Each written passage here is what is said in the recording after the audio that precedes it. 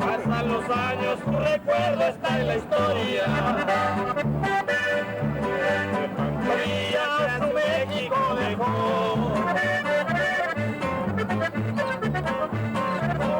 Su memoria con orgullo lo decía. Acepto el reto que la vida me marcó.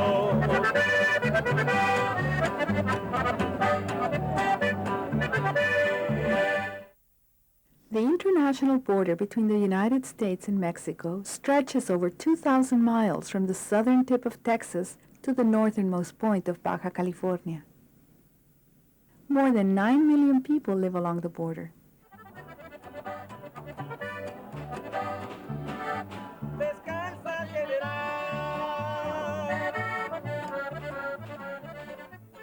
Just as the landscape changes dramatically over these miles, so do the people and traditions found there.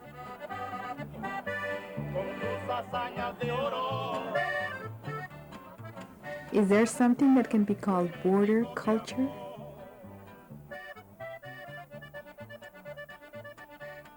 The 1993 Festival of American Folklife brought 85 people from the border to Washington, D.C. For 5 hot July days, these border residents shared their culture. Según lo que yo esté fabricando, lo consigo por acá en Estados Unidos, y en México también.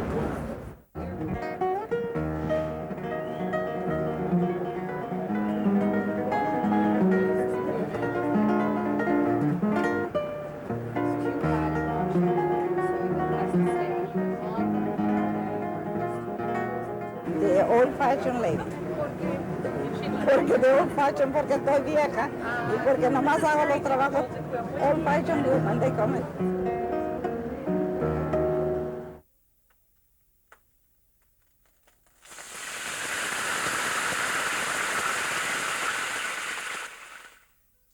The border has great depth historically. We can learn a lot of how different peoples from China, from the Mixteca in central Mexico, the Native Americans that were already there before, the new identities that are forming, the Cholos, the Chicano. There is a very complex way of intercultural dynamics happening at the border. My name is Blaine One, and I am from a village called Walkie Hoodoo, but now they for white people it's San Simon village. Yes, it's a Tohono O'odham nation, and it's about 100. Where I live is about 105 miles west of Tucson, which is the main Tohono O'odham nation reservation, and we live by the Mexican border. How come? I suppose I could ask you a silly question. I could say, how come you guys settled so close to the border? Well, I guess the way I probably would answer that is it's the white people that put the border there. We're going past this, past this Cortez, past the Spanish, into the indigenous thing, and I'm Yaqui. I'm a little French and Indian on the side, but that's okay. I'm a member of a new race, that's okay. I'm a member of a new race.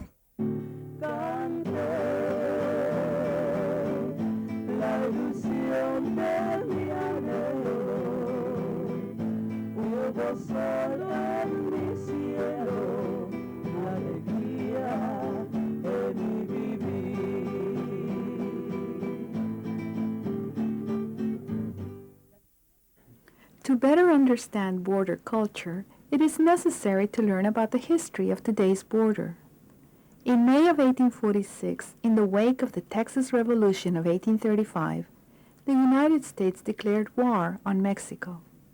Asserting the ideology of manifest destiny, the United States pushed the boundary between the United States and Mexico farther south, from the Nueces River to the Rio Grande. The Mexican-American War concluded in 1848 with the Treaty of Guadalupe Hidalgo. The treaty defined a new boundary line between the United States and Mexico. Almost immediately, the boundary became a source of dispute when surveyors discovered inaccuracies in the map used to form the border. More importantly, however, the border divided Indian tribal territories, Mexican communities, and families. When the border came through, there were people already, Mexican and Native American people already living in that country, and the border came right down the middle. And it split our cultural region in half. A lot of the people that were Mexican citizens and living in their homes that they had lived in for many years, all of a sudden became American citizens. And some wanted to stay, and a lot of them went back to Mexico. And this region, this cultural region, stretches on both sides of the international border. Really, the people, a lot of the old families living in southern Arizona have a lot in common with the old families living in the northern part of the state of Sonora in Mexico. It's the same families quite often. The reason, of course, is that the border came into the country. There wasn't always a border. A border isn't something like the Grand Canyon. A border is an artificial line that gets drawn on a map and later gets marked on the ground. Modern-day immigration frequently brings border crossings into the news, but migration and immigration have been going on throughout the history of the border. Immigration is a contradiction to us as Hispanics in the Southwest because from our perspective, the original immigrants are Anglo-America. Anglo-America came in and conquered us in the Mexican-American War and said, guess what, now you're Americans, and guess what, here's a new line that we're using to divide your communities, and guess what, now we're going to call you the migrants. And so in the United States, we're a country of migrants. All of us are migrants, except our Native American neighbors.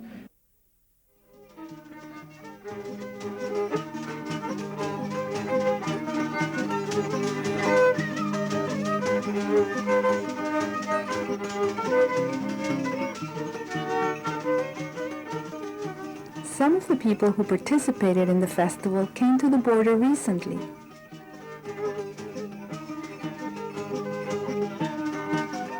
Others have been living in the region for centuries.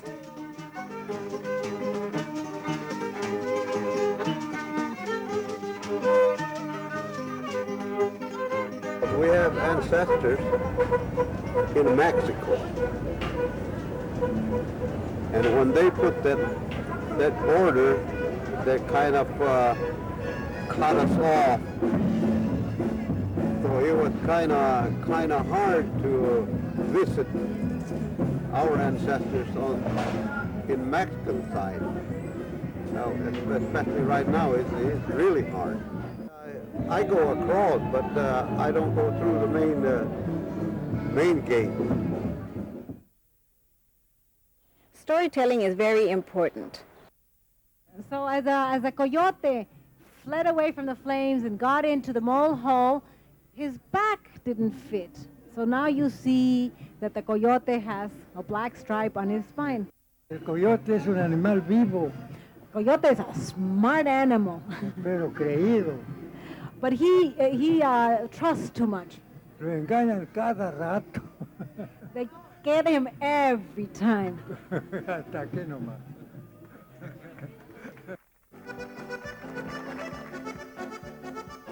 Storytelling is really history making. It's giving people the history and identity of who they are, how their existence is connected to the land, and how they're connected to the history of an area. I am one of the descendants that from the Seminole Indian Scouts And at that time that we became Seminole Union Scouts in 1870, prior to that, we were down in Mexico at the little town. We have a couple of participants here with us from the little town, which is in Coahuila, Mexico. It's in the state of Coahuila. The name of the town is Nacimiento de los Negros, which means in English, where the blacks were born. Like I always say, is if you don't know where you're going, you don't know where you're coming from. You got to know where you're coming from to find out where you're going. And where you're going, you have to have been somewhere.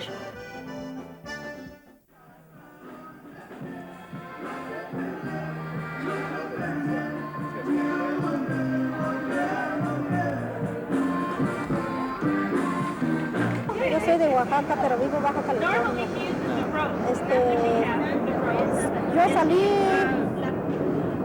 Yo salí Oaxaca, tiene como, tenía 18 años cuando salí de Oaxaca, de mi tierra. Me vine para Culiacán, Sinaloa, a trabajar tomate. Allí estuve trabajando de 2 hijos, de 3 hijos me fui a algodón, a piscar algodón. Mi vida fue muy triste. Mi cuerpo es muy trabajadora, muy trabajar el campo. Llegué aquí a Sinaloa, allí cayó un dinero y allí me vine para Baja California. The people of the border are proud of their histories, but history is not the only thing that has helped to shape border culture. You may have a history, but a history is one thing. That's what happened. An identity is something else. An identity is something that you put together for yourself here and now.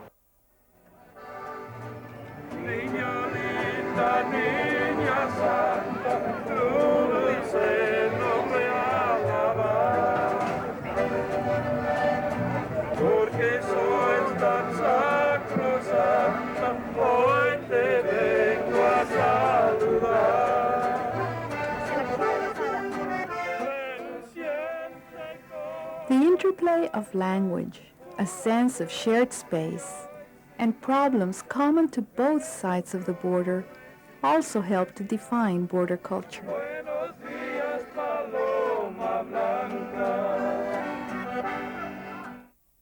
The people along the northern states of Mexico have more in common with the people in California, Arizona, New Mexico, and Texas than they do with the capitals of the various countries. We depend on each other. A lot of people talk about border culture as being something distinct from the main cultures in the two countries, and in a lot of aspects, we would agree with that. Every time I go to Mexico, to the borderlands, I feel really comfortable. When I get deep into Mexico, I feel alien. This is a very complicated place to live. Every time you open your mouth, you have to negotiate your identity. When I open my mouth, I go, is it English? Is it Spanish? What am I going to be? What am I going to do?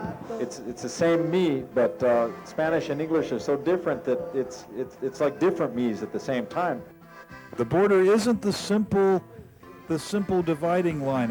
It's extremely porous sometimes. It's extremely hard to get through sometimes. It's not always porous and hard to get through at the appropriate times. And it's also a culture all its own. At the same time that the border creates its own cultural identity, it complicates the identities of individuals who live there.